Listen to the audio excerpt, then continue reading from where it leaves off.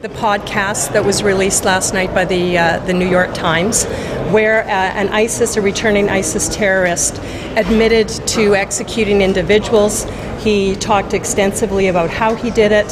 He talked about how he felt. He talked about that he thought he would not be held accountable. And this individual, from what we've heard from media reports, is in Canada. Now, the government today said that now they can't talk about returning ISIS terrorists. They seem to have no problem talking about them when they were defending their ability to come back to the country. Prime Minister Trudeau had no problem talking about them when he said they need to be reintegrated back into Canadian society. But today, there's an individual that is probably walking around the streets of Toronto. He should be arrested today.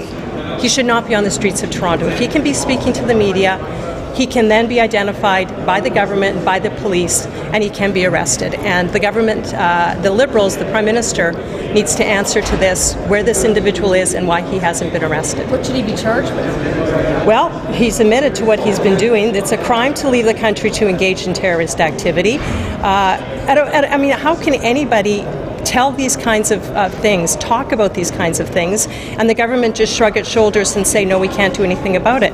Canadians absolutely and deserve better. They deserve protection, and they deserve to know where these terrorists are and why they're not being arrested. The Prime Minister downplays situations instead of dealing with them head on and saying that his government and he will do everything to bring justice to the people who have been victims of ISIS, for example, or bring these people to account, hold them to account. But he's done the opposite, so that when something like this now is here in our faces, it's in the faces of Canadians, that this terrorist is walking around Canada, they've had a Prime Minister who has just basically shrugged his shoulders and made a light of it. So that's the problem. I think we need to hear some strong, very clear message, a very clear message from the Prime Minister that he believes that returning ISIS terrorists should be in jail.